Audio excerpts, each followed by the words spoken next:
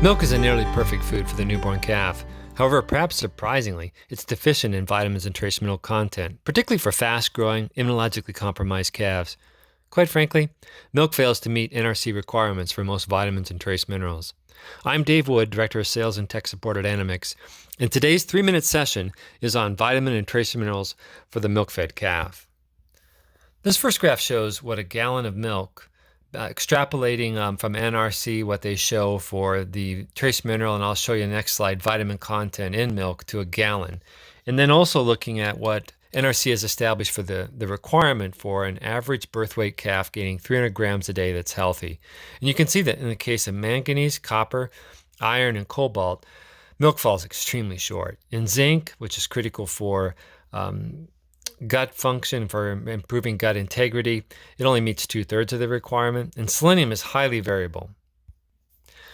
Although it meets the vitamin A requirement, vitamin E, there's a lot of data showing that it improves health and growth, and it only meets 16% of the NRC requirement. On NRC, milk is almost void in iron. USDA puts some value on it. For B vitamins, it meets about 50 to 90% of the daily requirement. So how's the calf get by? Well, there's fetal reserves, but these are highly variable, and the vitamin reserves disappear quickly. Colostrum's only incrementally better than milk. It's really not a panacea. It's not going to solve the issue. Starter grain intake could ramp up early and help, but really, starter grain intake is going to wait until 4, 5, or 6 weeks before it's significant. Sunshine grass, I've looked at these. They don't even come close. Supplementation is the only way it's going to happen. I've looked at all the different vitamins and trace minerals and their research behind them, and there's a case for almost all of them, but vitamin E is particularly strong. So I'm going to just show this as an example in a 3-minute clip here. Vitamin E fed to calves has been shown to improve white blood cell production, reduce ocular and nasal discharge, improve feed conversion, improve white blood cell and IgM production, improve weight gain, reduce scours, improve growth rate. And the more the calf grows, the faster it does, the quicker the E depletion rate, showing there's a bigger requirement. There's a nice study showing that the vitamin E status at birth, if it's low, is linked with high mortality. So the take-home messages are that whole milk fails to meet the calf's trace mineral and vitamin requirements, and that's critical for improving immune function and growth.